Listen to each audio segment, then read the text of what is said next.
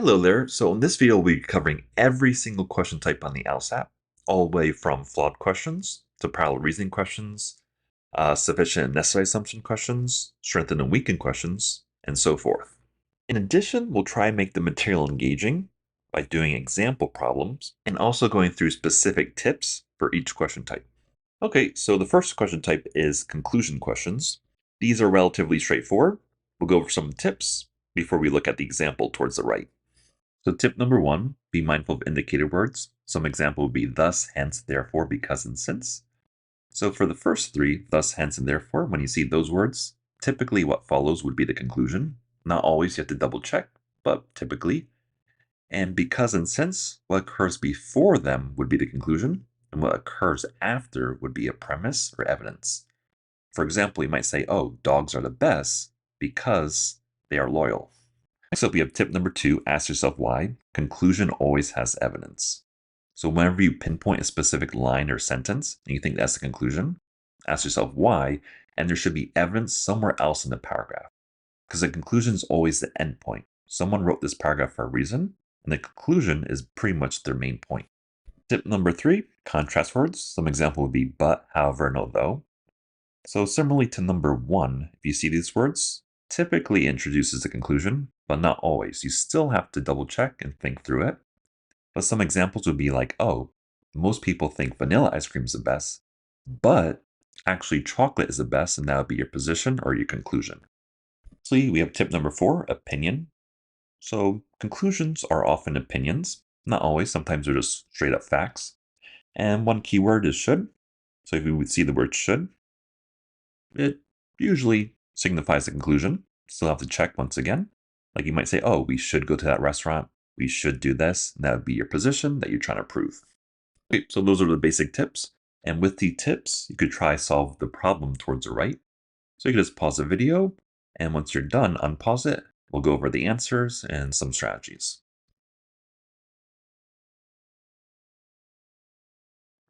Okay, so the answer for this one is B. And for these conclusion questions, you want to try to identify the conclusion before looking at the answers. In this case, the conclusion is this is simply false. And we could make use of some of the tips to figure out why that's the conclusion. So we could use tip 4. So this is simply false. It's opinion, what they think. In addition, we could use tip number 3. So we don't see these words, but there is the contrast because they state one thing in the first sentence and then they go against it. So some running advocates claim something, but the author goes in the opposite direction.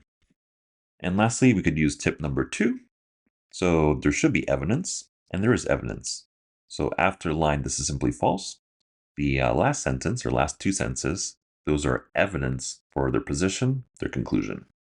And once you find the conclusion in the initial paragraph, you just want to match it up to one of the answers. In this case, it's B. And all the other answers, we don't really need to go through them because they mention like other sentences or lines in that paragraph or just irrelevant information. And that's pretty much it.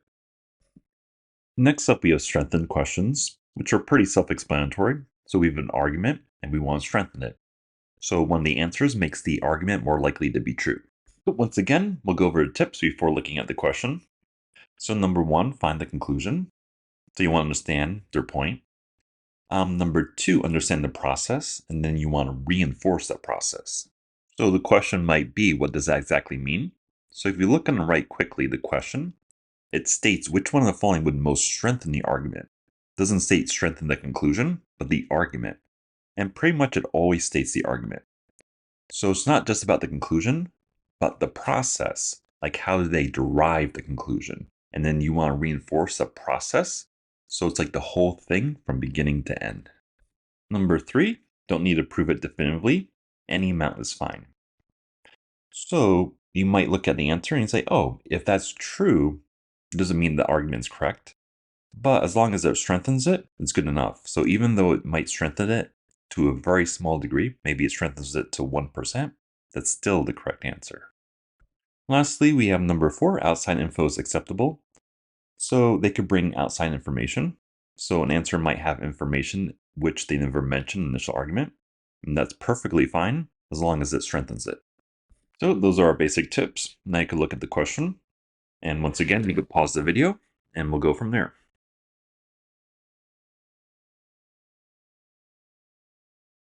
And the correct answer is B. So now we'll explain it. So looking at the initial argument, first we want to find the conclusion. And the conclusion is the second sentence. I think there's a strong chance he will also enjoy Iron Fox's new video game. Next, we want to understand the process. So we have this one game studio, Quantum Hollow, and we have this game, Iron Fox. And in simple terms, they're saying that this game and the titles offered by Quantum Hollow are very similar. So it's an argument from comparison. They're comparing these two things, and that's how they argue for the conclusion. So we want to strengthen the argument, the whole thing. So we want to further that comparison, connecting these two ideas together. So with that said, we have two answer choices that connects them together. The correct answer B and also E.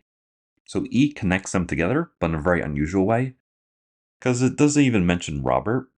Well, it does mention him, but he doesn't actually go to these events, it's his friends. So it's not very impactful.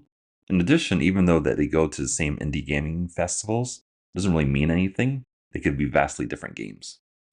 So looking back at B, it does connect them. The first half does seem a little bit suspect, a little problematic, because he didn't care for the games, but the second half does reinforce it.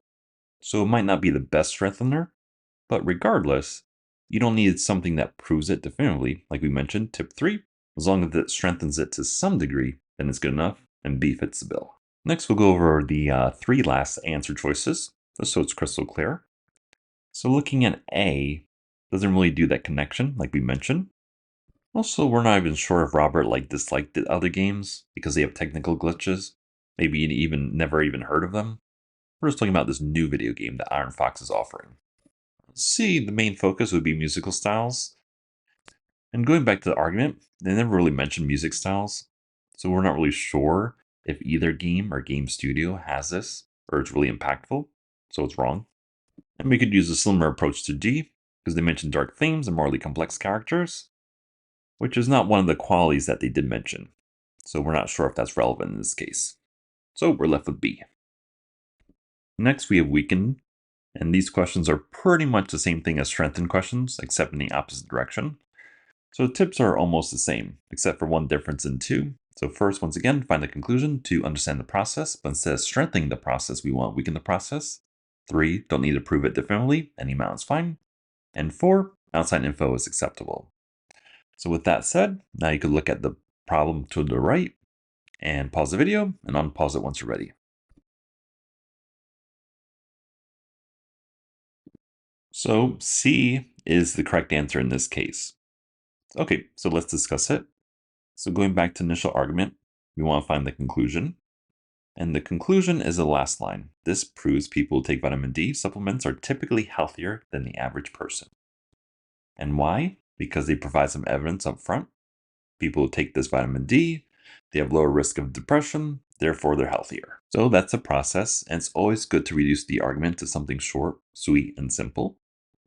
So their conclusion, vitamin D is good. Why? Because this is a positive, something associated with depression.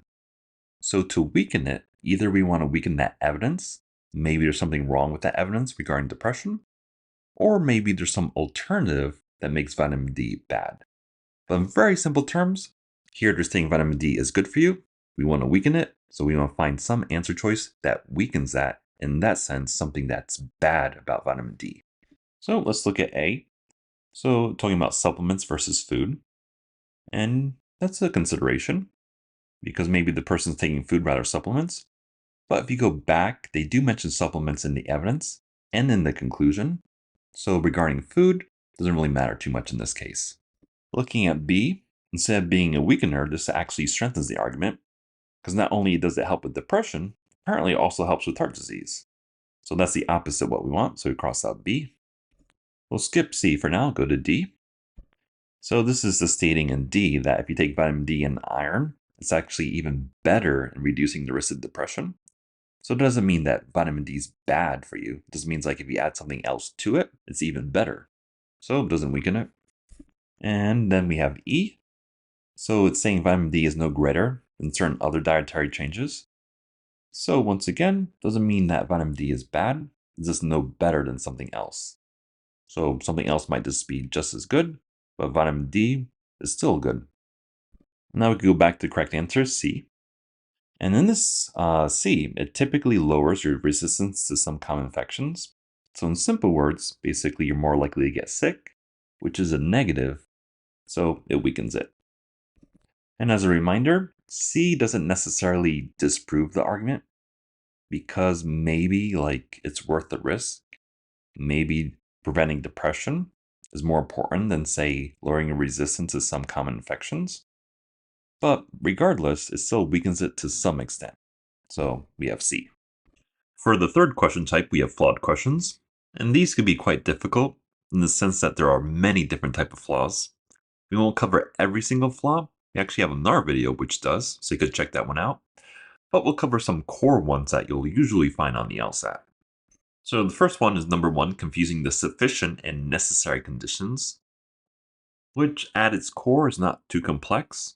But if you're unfamiliar with this language, it could be quite technical and a little bit confusing. So I'll try to simplify it. To explain this concept, first we must discuss conditionals. And a conditional is thus a if claim. So if one thing occurs, then something else occurs. So for example, you might have if A, then B. Using a real world example, we might state if you are in Florida, then you are in the USA. And in this example, Florida would be sufficient. So sufficient brings about the result.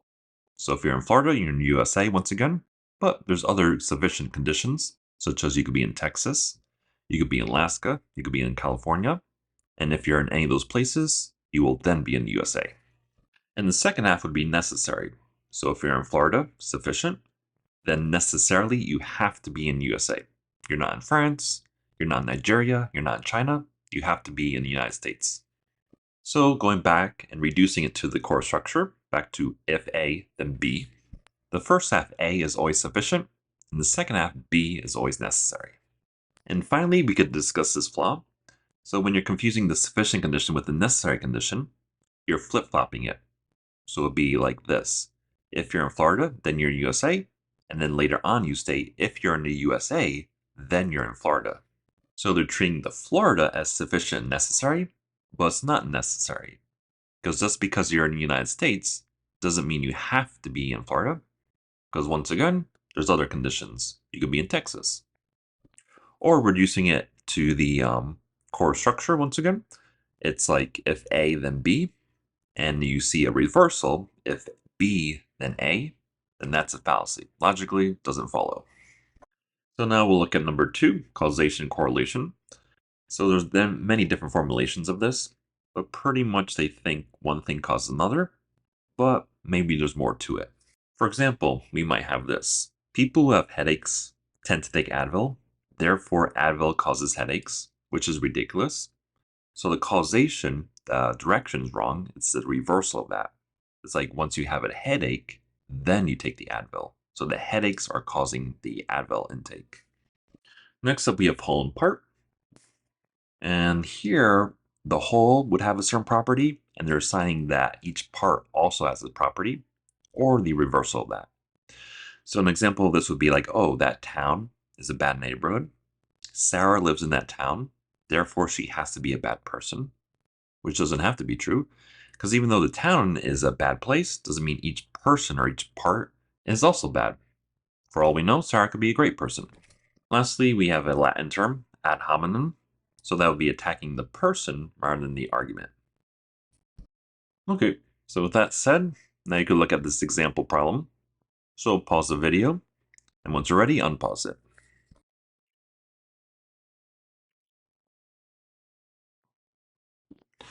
So for this one, the correct answer is D. So now we'll explain it. So going to the top initial argument, we should find the conclusion. And the conclusion is in the quotations. There's no way I can forward any of those pieces. And the why, so what's the evidence? The collection is easily one of the most valuable collections I have ever seen. And this is classic whole and part. So just because the whole collection is really valuable doesn't mean each part is expensive. Because the collection might be worth $1 billion. That's very expensive artists like Van Gogh, Picasso, Rembrandt. But maybe there's one piece of art that's super cheap in the collection. That only costs like, let's say, $50. And Roberta would be able to afford that, potentially. And that leaves us with D. And we'll briefly look at the other answers. So A is a sufficient necessary condition. So that would be if A, then B, and reversal, if B, then A, which we don't see in this case. So we cross out A. B, we don't really have a causal relationship. So we cross out that one. For C is really out there, saying, well, whether this is really pertinent to the argument. Well, that's not really a fallacy. It's just a whole in part, like we mentioned. And E mentions presupposes, which is assumes, or in other words, circular reasoning. And we don't have circular reasoning in this case. Just to make it clear, an example of circular reasoning or presupposes a truth would be like, oh, he's guilty. Why? Because, obviously he's guilty. So you're assuming the truth without actually proving it.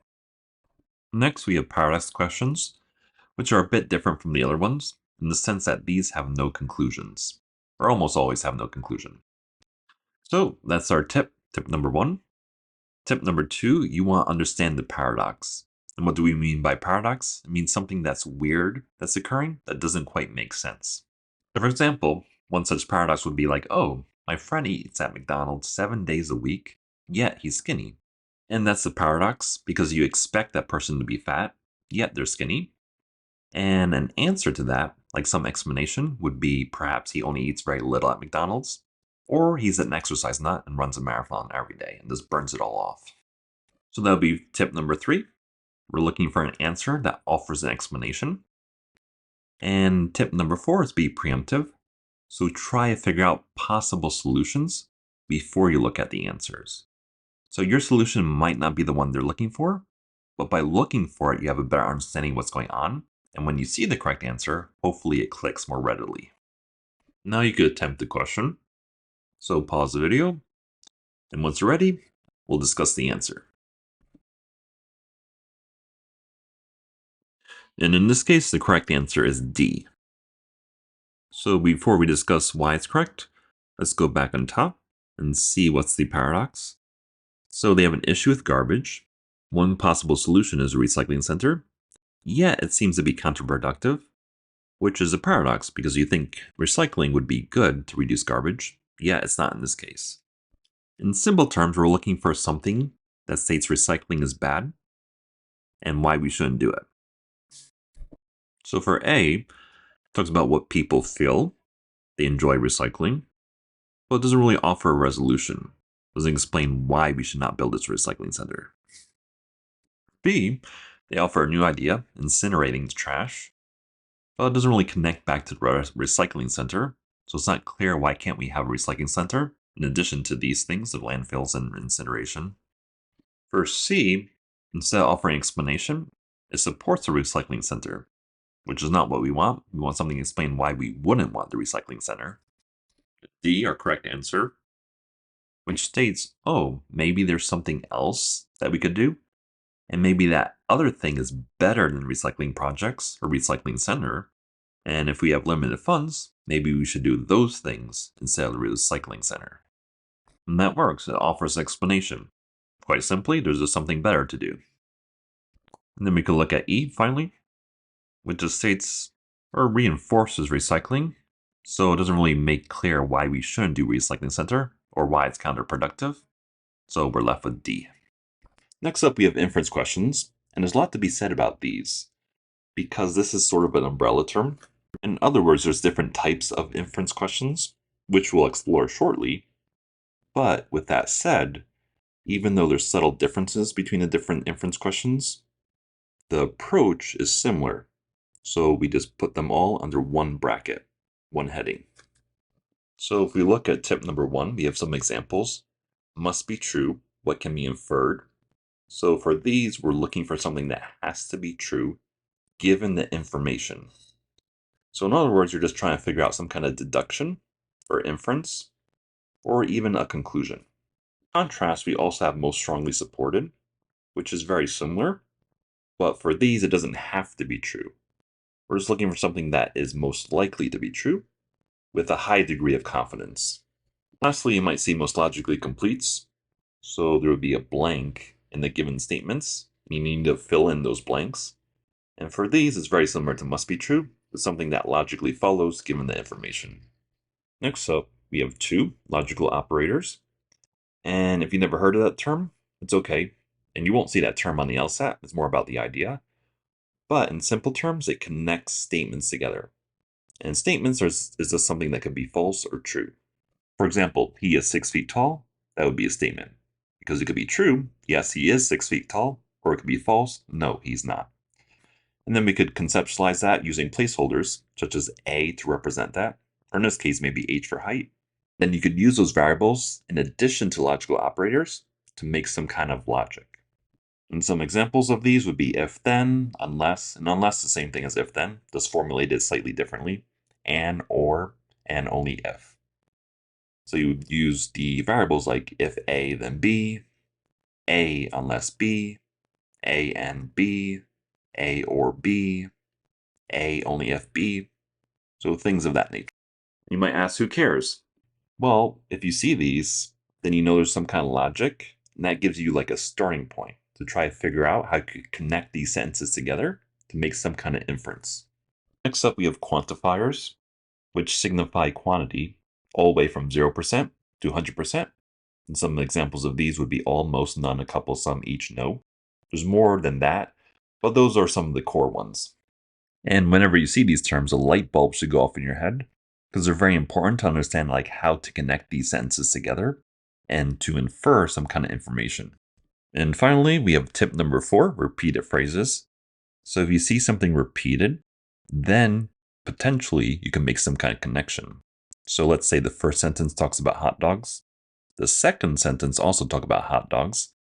Then you might be able to connect those two sentences together and figure out something about hot dogs. So why am I talking about hot dogs? I don't know, but regardless, the point stands.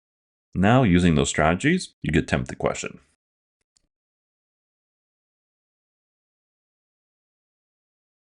So for this one, the correct answer is B. And before we discuss it, I just want to mention one thing. So for the previous question types, we mentioned finding the conclusion. And the reason why is we dealt with arguments. In this case, we don't have an argument. And how do we know that? It's in the question stem, given the statements above. So if you see the word statements, there's no argument, and therefore there's no conclusion. On the other hand, if you see the word argument, then there's always going to be a conclusion. Okay, so let's jump into it. So we could use tip number 4, repeated phrases. So you see repair mentioned a couple times in the first sentence, the second sentence, and the third sentence. So we could connect those together.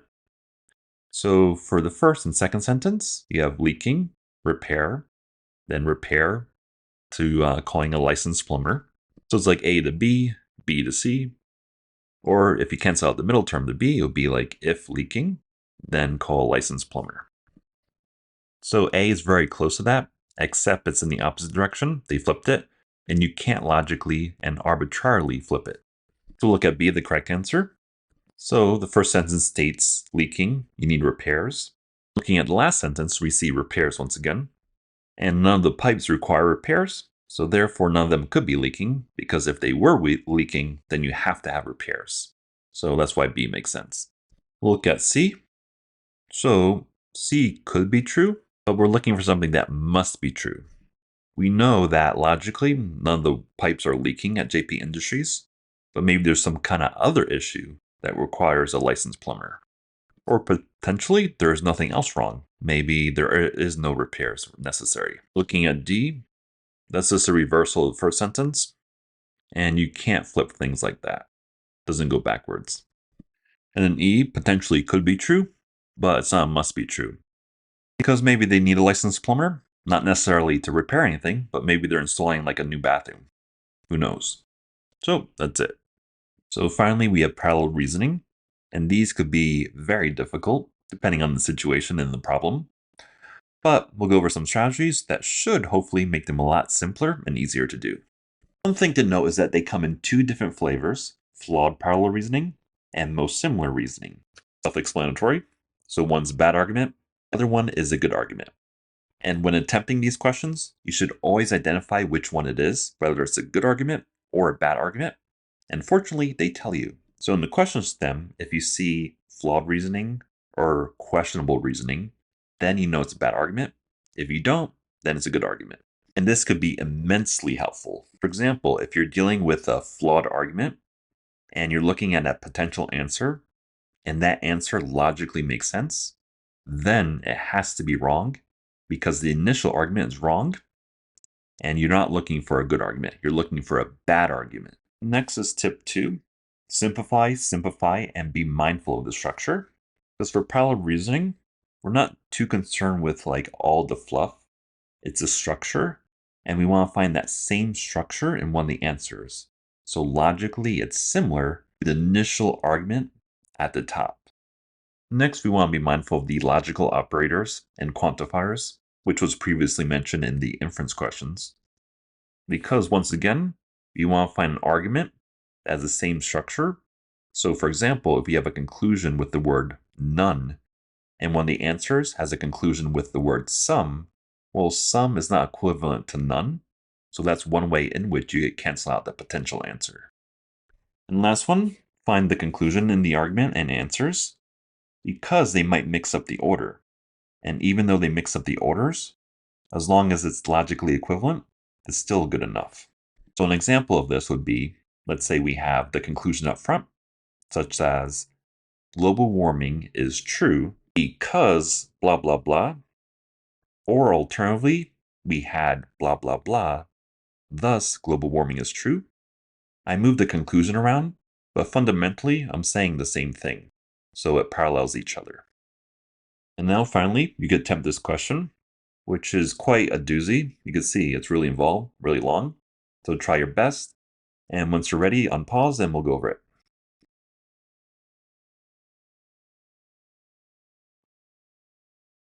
So the answer in this case is B.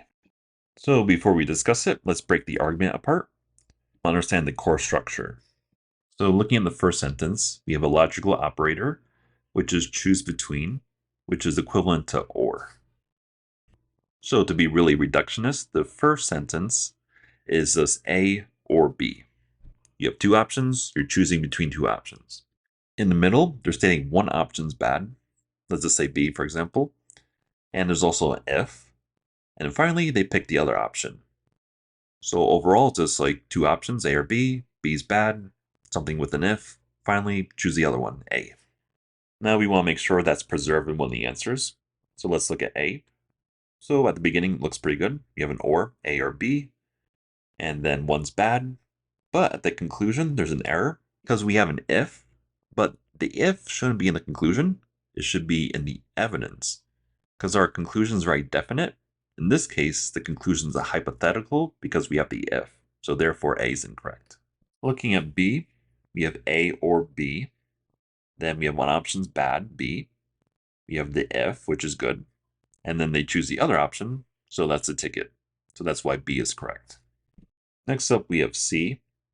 And the issue has to deal with the first sentence because it states new desks, chairs, or both. So it's like A or B or both, which is different from the initial argument. So therefore, it's incorrect. For D, it states two things in the initial sentence. But if you look at the conclusion, they're introducing something new. So it's like A or B. And then in the conclusion, they pick C, which is fundamentally different. So wrong. And they commit the same fallacy in E. In addition, there's also an if in the conclusion, which we don't want. So a couple of things wrong with E. So we're left with B, the correct answer. And finally, we're done with this problem. So it seemed intimidating at first, but once you broke it down, it's actually not too bad. Next, we have sufficient assumption questions, which can be quite difficult since they're not intuitive, and there's a couple of things you need to learn to how to tackle them. It'll also be noted that there's two types of assumption questions on the LSAT, sufficient and necessary. So tip 1 deals with how to identify a sufficient assumption question. So if you see this language properly drawn and follows logically in the word assumption, then you're dealing with the sufficient assumption question. On the other hand, if you have strong language like depends or requires in the word assumption, then that would be a necessary assumption, which we'll see in the next slide. But for right now, we're just dealing with sufficient assumptions. So tip number 2 is what we're looking for. So you could think of these questions as flaws. Basically, they don't make sense. There's something missing.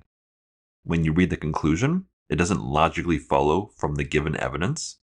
So you're trying to find a missing puzzle piece, which is one of the answers, And once you add that to the argument, everything makes sense. And tip 3 is a good strategy for these, although it's not always applicable. So you're looking for connecting the dots.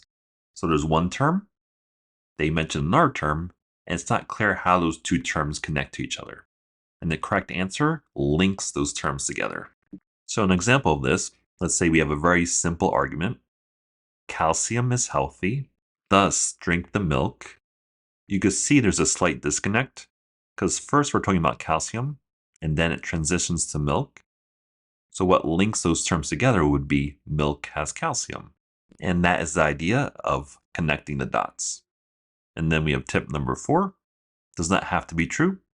So for necessary assumptions, we're looking for something that has to be true. On the other hand, for these, we're just looking for some piece of information that makes the argument work, but doesn't have to be true. Now you could look over this question, pause the video, unpause it, and we'll reveal the answer.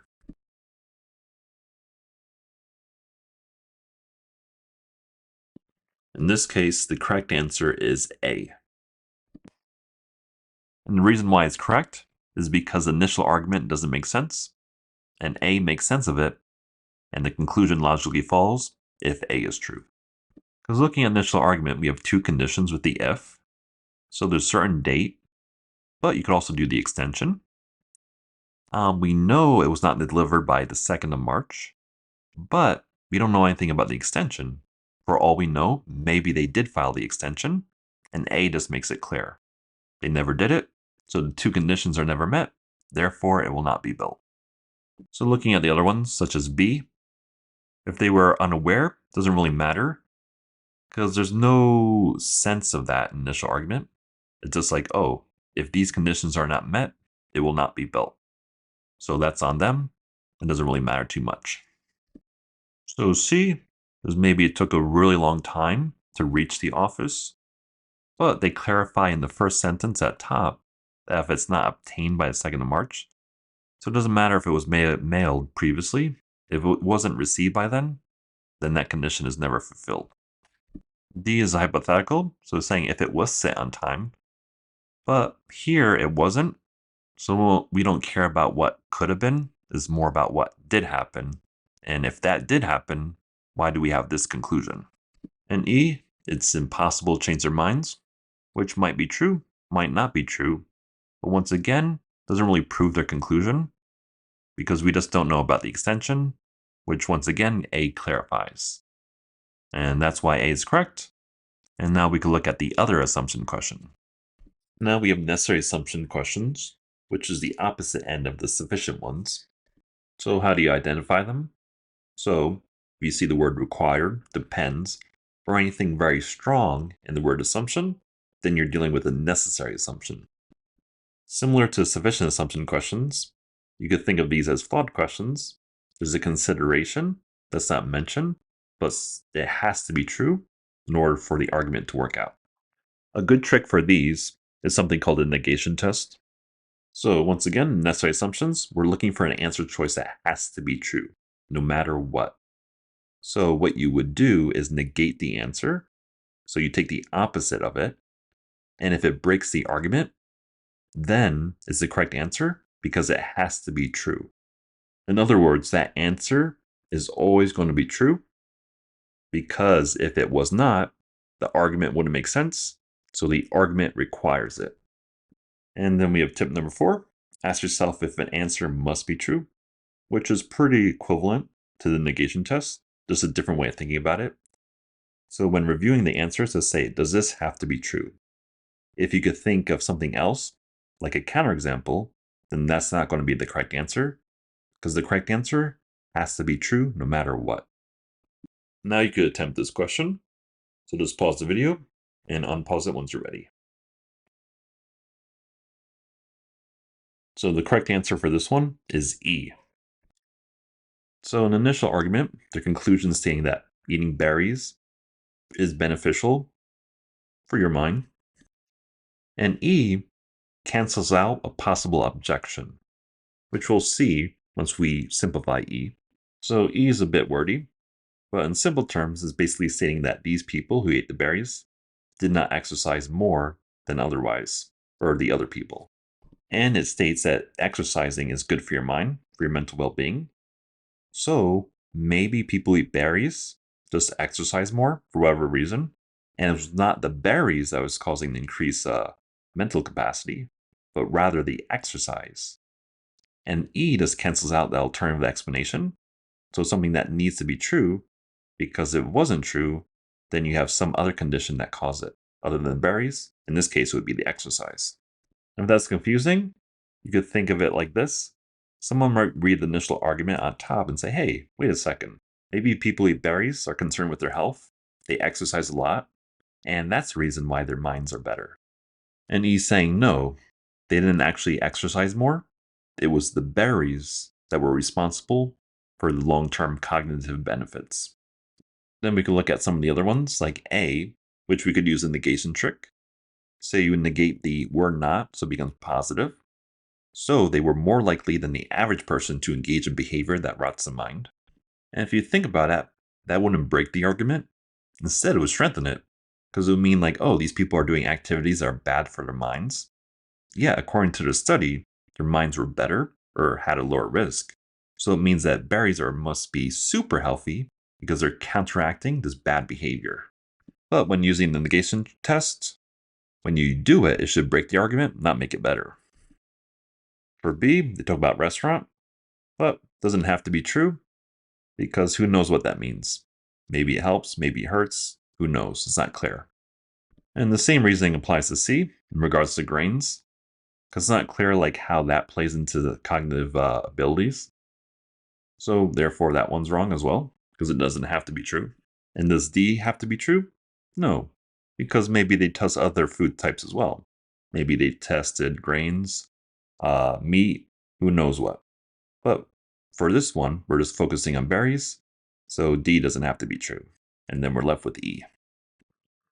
Next, we have argument proceeds questions.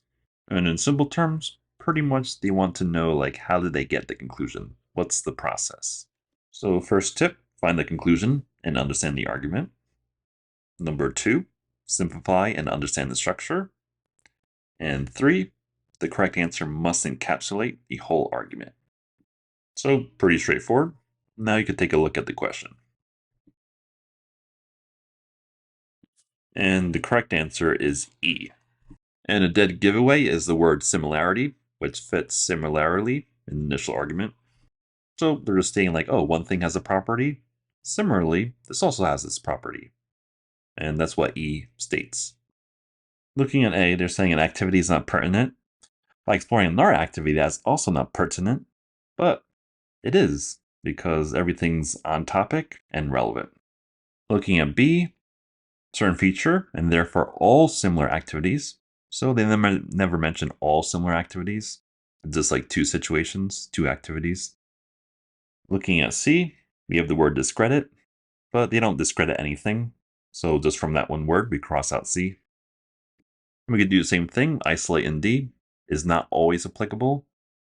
Well, always is very strong, and we're only looking at 2 situations, so it's something radically different.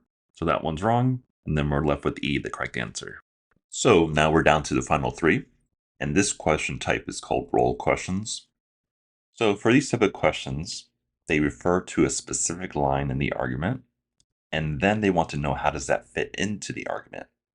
Perhaps it's the conclusion, perhaps it's the evidence, or maybe it's a point of contention, something of the sort. So the first thing you should do is always find the conclusion of the argument. Next, you want to understand the argument. In other words, how they derive that conclusion, how they get there. Third, you could highlight the relevant line. And there's a highlight feature in LawHub, and that's where you take the LSAT. So I would definitely highlight it so you don't get confused. And then once you understand it and highlight, try to think about how this specific line or sentence relates to the argument. And 4 is some of the language, which might be confusing. So we have conclusion, it's something you're trying to prove. A premise is evidence, so something in which you use to prove the conclusion. Next, we have something called intermediate conclusion. So there could be more than one conclusion in the argument. So intermediate conclusion is a middle conclusion. So they prove this conclusion, and then they use this conclusion to prove the main conclusion. So this is an example to clarify. If I had A and that proves B, and then B proves C, B would be the intermediate conclusion. In addition, B would also be a conclusion and a premise, and once again, intermediate conclusion. Because A is proving it, but then it's proving C, so it's a premise, conclusion, and it's a middle conclusion. Next, we have assumption. So is this a fact in which they never prove? Then we have a statement, which is just a fact. And a statement could be a conclusion, a premise, intermediate conclusion, assumption, or something else as well. And then a claim is something you're trying to prove, which typically would be a conclusion. So now you could attempt this question. So just pause the video and unpause once you're ready.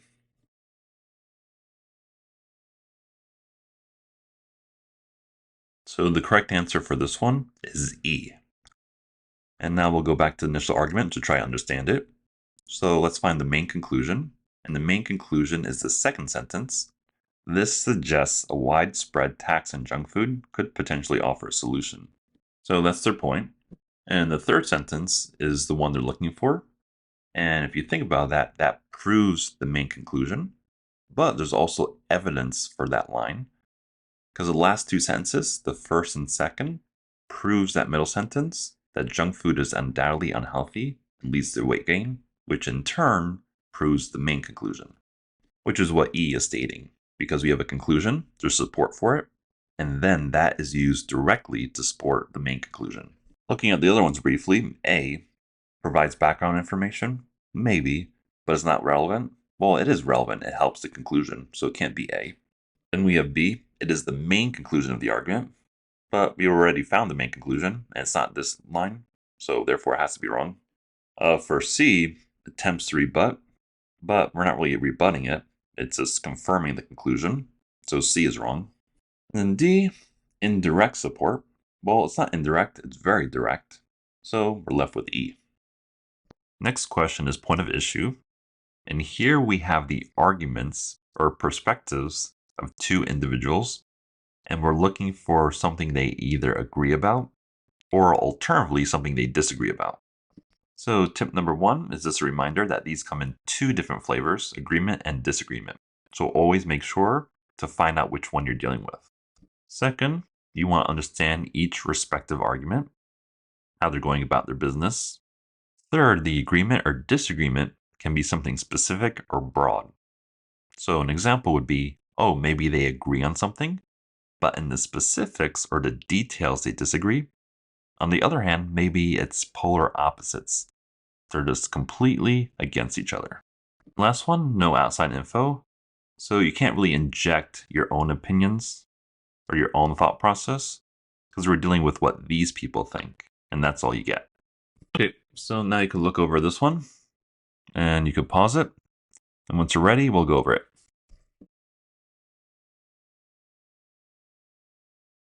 So for this one, the correct answer is B. They would both agree with this. And we could see how Susan would agree with this, because if there's certain and harsh deterrence to crime, people might say, oh, it's just not worth it. I won't do crime. And Adele would also agree with this, because if people had access and knowledge and they knew that there were better opportunities rather than crime, they would decide not to commit the crimes. So they both agree. So we could look at the other ones. So A, rates of crime are expected to increase in the coming decade. So we don't really know their opinions on this topic, either of them. So we can't really discern whether they agree with it. So A is wrong. For C, it should be abundantly clear that Adele would disagree with this one. And for Susan, it's a little bit ambiguous. We're not sure what this person thinks about this. So therefore, we cancel this one. Here for D, we have the word best. So harsh punishment is the best deterrent to crime. So Adele would disagree with this because they think the most effective way is ensuring widespread access to education. So she's wholeheartedly against this. And even for Susan, she's on board, but does she necessarily think it's the best deterrent? We just don't know. So we cross out D, and then we have E. So for E, it would seem like Susan would agree with this. For Adele, it's a little bit up in the air. We're not sure exactly. So we're left with B. Okay, so finally we're at the last question type, principal questions. So congratulations for making this far. And this is a good one to end with. These are difficult, but there's a couple strategies. One thing to note that they come in many different shapes and forms, so just be aware of that. And we'll explore two of them, which is justify and most closely conforms to a principle. So justify is a little bit similar to sufficient assumption questions in the sense that we're trying to reinforce their position or their principle with additional evidence, which we will see with this problem towards the right. And then second, most closely conforms, is basically you have some kind of principle, and then you want to find an answer that conforms to that one. An example of this would be like, oh, two wrongs don't make a right. And something that conforms to that would be like maybe someone was disrespectful to you. So instead of screaming or cursing them out, maybe just walk away. So now you can look over this question and unpause it once you're ready.